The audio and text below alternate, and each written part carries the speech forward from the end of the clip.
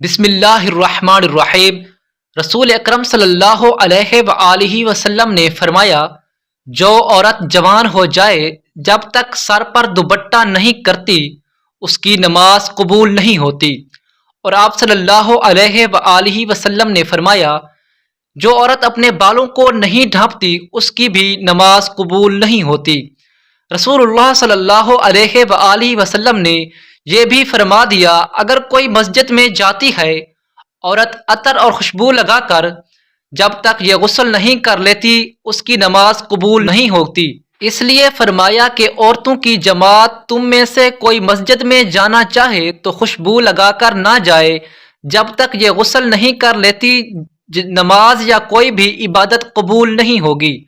حدیث کے الفاظ ہیں، تین ایسے لوگ ہیں اور ان کی نمازیں قبول تو دور کی بات بلکہ کانوں سے اوپر بھی نہیں جاتی۔ جو غلام مالک کی اجازت کے بغیر دوڑ گیا ہے وہ جا کر چاہے تہجد بھی پڑھے گا، کانوں سے اوپر نہیں جائے گی۔ ایسی عورت جو اپنے خاوند کو ناراض کر کے رات گزارتی ہے اس کی نماز بھی کانوں سے اوپر نہیں جاتی۔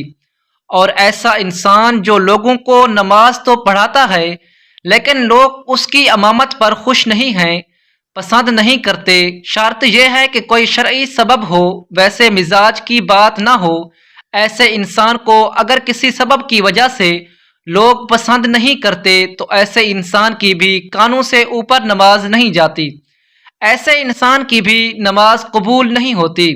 جس کو کہا نہیں گیا کہ تم جنازہ پڑھاؤ اور وہ جنازہ پڑھاتا ہے، کہتا ہے کہ میں ہی پڑھاؤں گا، یعنی ضد بازی میں ایسا کرے گا۔ لقمان حکیم بیان کرتے ہیں کہ ایک بیوہ خوش خصال مگر تنگ حال تھی، نہ اس کا جنگل میں کوئی کھیت تھا اور نہ ہی گھر تھا، اس کے پاؤں میں کوئی تانبے کا بھی تار نہ تھا، بدن پر کوئی کپڑا بھی نہ تھا، نہ ہی وہ کسی دن پیٹ بھر کر کھانا کھاتی تھی، کہیں سے اس کو ایک مرغی ہاتھ لگ گئی تھی، اس پر وہ گزارا کرتی تھی، روزانہ مرغی ایک انڈا دیتی تھی، اس کو بیچ کر وہ دانے لاتی، خود بھی کھاتی اور مرغی کو بھی کھلاتی۔ ایک دن اسے ترکیب سوچی کہ اگر وہ مرغی کو زیادہ دانے کھلا دے تو مرغی ایک کی بجائے 3 انڈے دینے لگے گی۔ پھر اس نے یوں کیا کہ خود صبح و شام کچھ نہ کھایا اور تمام دانے جمع کر کے مرغی کو کھلا دیے۔ مرغی کا معدہ اس کو برداشت نہ کر سکا اور تاب نہ لا کر دفعتاً مرغی مر گئی۔ حضرت احمد حضرویہ رحمۃ اللہ علیہ ایک دفعہ کسی بزرگ کی خانگاہ میں پوشیدہ لباس پہنے ہوئے پہنچے تو وہاں کے لوگوں نے آپ کو حقارت سے دیکھا لیکن آپ خاموش رہے۔ پھر ایک مرتبہ کنویں میں ڈول گر گیا تو آپ نے انہی بزرگ کے پاس جا کر کہا کہ دعا فرما دیجئے ڈول کنویں سے باہر آ جائے۔ یہ سن کر وہ بزرگ حیرت زدہ رہ گئے، لیکن آپ نے فرمایا کہ اگر اجازت ہو تو میں خود دعا کر دوں۔ چنانچہ اجازت کے بعد جب آپ نے دعا فرمائی تو ڈول خود بخود کنویں سے باہر نکل آیا۔